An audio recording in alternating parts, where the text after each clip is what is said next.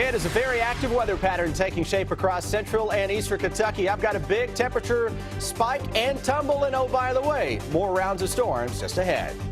A UK student says after he chased a burglar out of his home, he found a trash bag stuffed with women's underwear.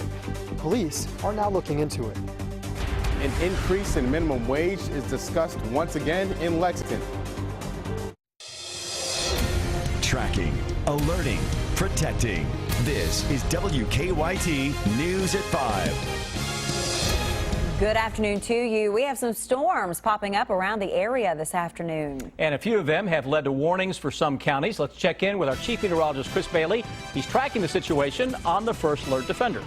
Yeah, thunderstorms right along the Mountain Parkway corridor, especially going severe across the Powell County area. We have one of our live sky cams showing up right on top of the Mountain Parkway near the Slade area there, and very heavy rain showing up on that live sky cam. Skies are really opening up over top of Powell County as of now. Here's where that traffic cam is, right on top of the Mountain Parkway between Stanton and Slade, and look at the tremendous amount of lightning that we are seeing to go along with some very heavy rains. Again, maybe localized wind damage, some small hail with those storms. Severe thunderstorm warning is out for most of Powell County for another 15 minutes or so. Other thunderstorms are going up to the west of that between Richmond and the Lancaster area. Look at this little complex of thunderstorms. That, my friends, is a lot of noise that is coming out of northern Garrett County, southern Jessamine County, and working toward sections of Richmond and I-75 southward toward Berea. We'll keep an eye on those. That storm trying to pulse up just a little bit. North of that, Maysville into Greenup County, some thunderstorms ahead of a cold front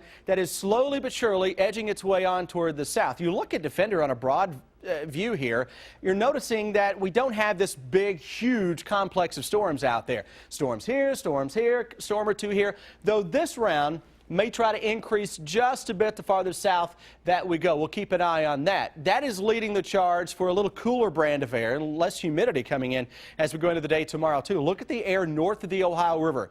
It's basically what's coming in for your Wednesday. Air south of the Ohio River, it is steamy with a heat index right now, guys. Lexington, 100 degrees is what it feels like into Lexington. Nobody else around us even close to that, so that may be a little suspicious. But other than that, most areas are into the mid and upper 90s right now for a heat index, not what the actual thermometer is. We'll come back and talk some cooler temperatures and more storms in a bit. A man wakes up to find a burglar standing over him, but that was not the most bizarre discovery of his day. The break-in happened on Arlington Avenue just off of High Street early this morning. Instead of stealing, the victim tells us the burglar left something unusual behind. WKYT's Mark Barber shows us what the victim found in our top story at 5. The UK student who woke up to find a burglar standing over his bed this morning says he jumped up and chased the man out of his home. But there was another twist to the bizarre burglary when the student says he stumbled across something that the burglar left behind. Bailey Shoptaw says he found this trash bag filled with women's underwear lying on the floor in his kitchen. The UK student lives in a home off High Street on Arlington Avenue with one other man. So he says the burglar didn't pilfer the panties from their drawers. Shoptaw thinks the crook left the bag after he was chased out of the house around 2 a.m. That's when the student says he woke up and saw the man going through his things in the living room. He just kind of went through all my stuff, all like the pockets of my backpack. He says he thought it was his roommate, so he went back to sleep. A few minutes later, he tells us he woke up and saw the man standing over his bed. Kind of just jumped up and instinct kind of chased him, and he started running immediately when I got up. Shoptaw says he lived in a house 3 doors down last year, and that home was also hit by a burglar this time last year. It was weird. Seeing that guy standing over me, it was just really weird, and still shaking over it pretty much. Like, I don't know, just a weird experience. Shoptaw thinks he scared this morning's burglar off before he could steal anything from the house. As for the bag filled with underwear, police say they haven't received any reports of a panty bandit.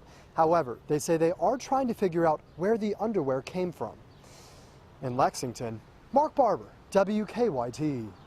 Well, that certainly is bizarre. Choctaw thinks the stranger got in because a roommate left a door unlocked. A surprising sight this afternoon on busy Lexington Road. A bull got loose on New Circle Road near Bryan Station Road. Lexington police and animal control were able to guide the bull to a field behind the Bryan Station Inn and eventually catch it then on Northwood Drive. We're told the bull escaped by knocking open the door of a trailer on New Circle Road. It's already a dangerous drug, but officials in one county say an even stronger version might be going around. There's concern that someone has been mixing meth with bath salts in Breathitt County. As WKYT's Victor Puente shows us, it can be a potentially deadly combination. It's a dangerous drug that could be getting even worse. Sheriff's deputies in Breathitt County say they're doing everything they can to stop the spread of meth. We made a good lick at it, and we'll continue to make a good lick at it. Deputy Frank Clemens says despite the small size of their force, they've got a big county to cover, which is why they rely on the public for tips about active meth labs. Sometimes it's nothing, but now sometimes we hit. We hit, the statistic shows we hit more than we miss here lately. And lately, that investigation has taken on increased urgency, with a story going around about some meth mixed with another dangerous drug. That's a rumor on the streets that there was a bad master bath cooked up with bath salt, and it's led to a lot of people being in the Jackson Hospital, other hospitals and stuff. But we can't, at this time, we can't verify that was it, you know. He says he doesn't know if that specific meth has led to any deaths, although they have had some overdoses in the county. We don't know the exact number till the coroner, you know, gets the report back. In the meantime, they'll continue to take those tips and target those labs. If they're making it, we're coming at you, and we'll prosecute you to the full extent of the law. The number for that meth tip line is 606-317-8477. In Breathitt County, Victor Puente, WKYT. Clemens says in 2014 the department raided more than 20 meth labs. A coroner says he's surprised a deadly crash wasn't even worse. It happened about 9:30 last night on Kentucky 52 in Garrett County. Investigators say a van carrying 4 people crossed the center line, went airborne, and then flipped several times. 32-year-old Stephanie Lunsford and 33-year-old James Anthony Gaines were killed. The coroner says the other 2 in the van are lucky to be alive. I already knew that we had 2 DOAs. I knew that before I left my house. And so I knew, I just didn't know where they were at or what the situation was. But when I saw the van, you know, of course, you know, that just confirmed that, you know, I was surprised we didn't have 4. All the victims were thrown from the van. Investigators say they do not think any of them were wearing seat belts. It's a debate taking place across this country. How much should the minimum wage be? Today, leaders in the city of Lexington considered an increase here. WKYT Sam Smith shows us the arguments made on both sides of the coin. The council chambers were packed today with people for and against an increase in minimum wage. The Budget, Finance, and Economic Development Committee discussed the local minimum wage ordinance. The proposed ordinance would increase the current minimum wage from $7.25 to $10.10. The plan is to make that increase over the course of 3 years. Critics say small businesses would suffer and a small percentage of Lexington workers would lose their jobs. And they say higher wages would lead to higher prices for consumers. They say a better way to help people would be to adopt programs to improve education or job training in the county. Supporters are happy with what the committee is doing so far. We regard that as a good start, and we're supportive of it, and we'd like to see it happen as soon as possible. The committee voted to table discussion on this topic until Louisville's minimum wage increase takes effect and plays out in appeals court if it's appealed, which could take months or years. Now, that doesn't mean today's decision can't be reversed. Leaders want more time to work on the language in this proposed ordinance. In Lexington, Sam Smith, WKYT. Well, there is a statewide increase in minimum wage for some state employees to $10.10. It takes effect July 1st.